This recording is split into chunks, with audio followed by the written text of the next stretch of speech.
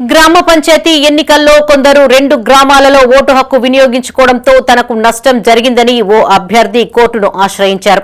దీంతో కోర్టు నోటీసులు రాగా భయాందోళనకు గురైన ఓ వృద్ధురాలు కాలువలో దూకి ఆత్మహత్యకు పాల్పడింది. ఈ ఘటన పెద్దపల్లి జిల్లాలో చోటు చేసుకుంది. పెద్దపల్లి రూరల్ మండలం రంగాపూర్ గ్రామానికి చెందిన మోనారి రాధమ్మ కొంతకాలంగా కమాన్పూర్ మండలం గొల్లపల్లి గ్రామంలో నివాసముంటోంది. ఈ క్రమంలో గ్రామంలో ఓటు హక్కు నమోదు చేసుకోగా సొంత గ్రామంలో ఓటు అలాగే ఉండిపోయింది.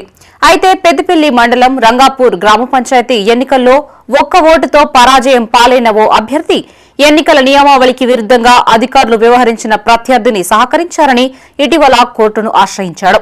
తొలి విడతలో ఓటు హక్కు వినియోగించుకున్న ఓటర్లే డిసెంబర్ 17న జరిగిన 3వ విడత ఎన్నికల్లో ఓటు వేయడం, తనకు పోలైన మరో 6 ఓట్లని చెల్లనివిగా పరిగణించి తను ఓటమి పాలైనట్లు ప్రకటించడం సరికాదని కోర్టులో దావా వేశారు. దీనికి సంబంధించి రంగాపూర్ గ్రామానికి చెందిన రాధమ్మతో పాటు మరికొందరికి 2 నోటీసులు అందాయి. 15 రోజుల క్రితం ఒకటి, గత సోమవారం మరో నోటీసు రావడంతో రాధమ్మ తీవ్ర ఆందోళనకి గురైంది. తనపై కేసు నమోదవుతుందేమోనన్న భయంతో ఎస్ఆర్ఎస్పీ కాలువలో దూకి ఆత్మహత్య చేసుకున్నట్లు కుటుంబ సభ్యులు తెలిపారు. మృతదేహంతో కోర్టులో దావా వేసిన అభ్యర్థి ఇంటి ఎదుట ఆందోళన చేసేందుకు కుటుంబ సభ్యులు యత్నించారు. కాగా రాధమ్మ మృతికి కోర్టు నోటీసులే కారణమా లేదా మరేదైనా కారణం ఉందా అనే కోణంలో పోలీసులు కేసు నమోదు చేసుకుని దర్యాప్తు చేపట్టారు.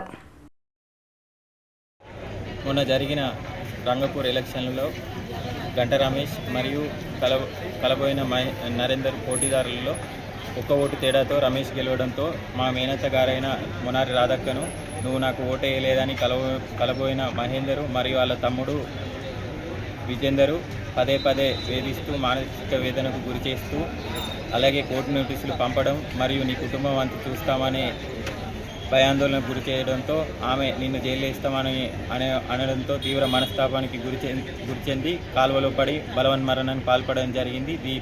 ఈ యొక్క ఆమె మరణానికి పూర్తి కారణం మరియు బాధ్యులు కలబోయిన నరేందరు మరియు వారి తమ్ముడైన కలబోయిన విజేందర్.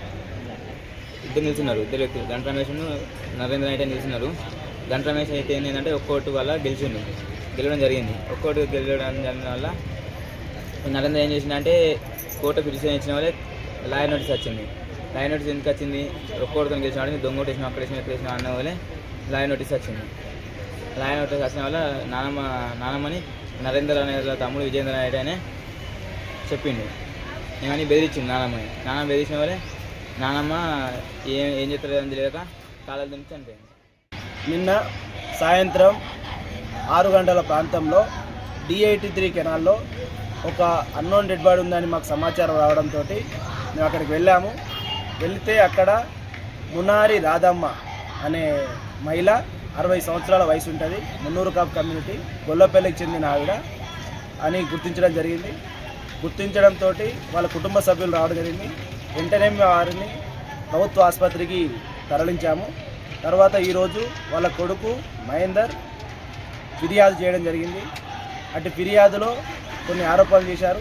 దానిపై దర్యాప్తు చేసి విచారిస్తాం. Thank you.